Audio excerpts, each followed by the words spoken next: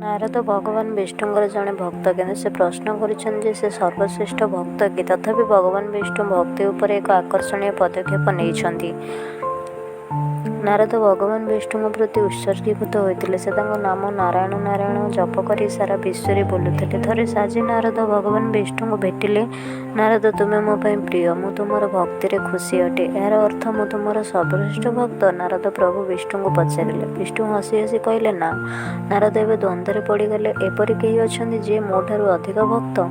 ପ୍ରଭୁ ଉତ୍ତର ଦେଲେ, ଆସ ଜାଣିବା।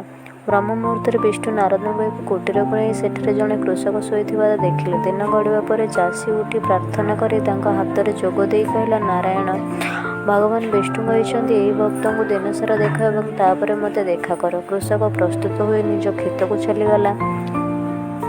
ନାରଦ ବି ତାଙ୍କ ପଛେ ପଛେ ଗଲେ। ଚାଷୀ ଦିନସାରା ସୂର୍ଯ୍ୟଙ୍କ ଗରମ କିରଣ ତଳେ ନିଜ ଜମିରେ ହଳ କଲା। ସେ ଥରେ ମଧ୍ୟ ପ୍ରଭୁଙ୍କ ନାମ ନେଇନାହାନ୍ତି, ଭାବିଲେ ନାରଦ। କୃଷକ ମଧ୍ୟାହ୍ନ ଭୋଜନ ପାଇଁ ବିରତି ନେଇଥିଲେ। ଖାଇବା ପୂର୍ବରୁ ସେ କହିଥିଲେ, ନାରାୟଣ ନାରାୟଣ। ମଧ୍ୟାହ୍ନ ଭୋଜନ ସରିବା ପରେ ଚାଷୀ ଜମି ହଳ କରିବାକୁ ଲାଗିଲେ। ପରଦିନ ନାରଦ ଭଗବାନ ବିଷ୍ଣୁଙ୍କୁ ଭେଟିଲେ। ପ୍ରଭୁ ବିଷ୍ଣୁ ପଚାରିଲେ, ତେବେ ନାରଦ, ତୁମେ ତଥାପି ସନ୍ଦେହ କରୁଛ ଯେ କୃଷକ ମୋର ସର୍ବଶ୍ରେଷ୍ଠ ଭକ୍ତ ନୁହଁ ବୋଲି? ନାରଦ ଆହତ ହୋଇଥିଲେ।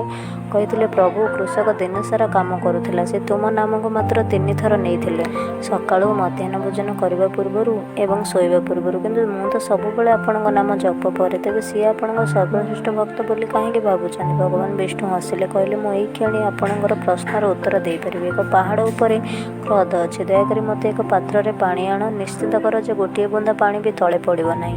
ନାରଦ ପାହାଡ଼ ଉପରକୁ ଯାଇ ହ୍ରଦ ପାଇଲେ ଏବଂ ଏକ ପାତ୍ରରେ ପାଣି ଭର୍ତ୍ତି କଲେ।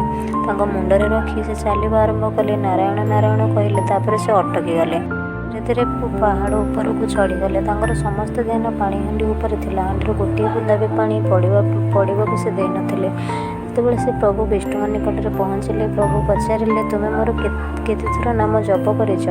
ନାରଦ ସେଠୁ ରିଅଲାଇଜ୍ କଲେ ଯେ ପ୍ରଭୁ, ମୁଁ ତ କେବଳ ହାଣ୍ଡି ଉପରେ ଧ୍ୟାନ ଦେଇଥିଲି। ଆପଣଙ୍କ ନାମ ଜପ କରିବା ପାଇଁ ମୁଁ ତ କେବଳ 2 ଥର ହିଁ ଆପଣଙ୍କ ନାମ ଜପ କରିଛି। ଆପଣଙ୍କ ନାମ ନେବା ପାଇଁ ମୁଁ ସମୟ ପାଇଲିନି, କାରଣ ମୋର ସମ୍ପୂର୍ଣ୍ଣ ଧ୍ୟାନ ହାଣ୍ଡି ଉପରେ ଥିଲା।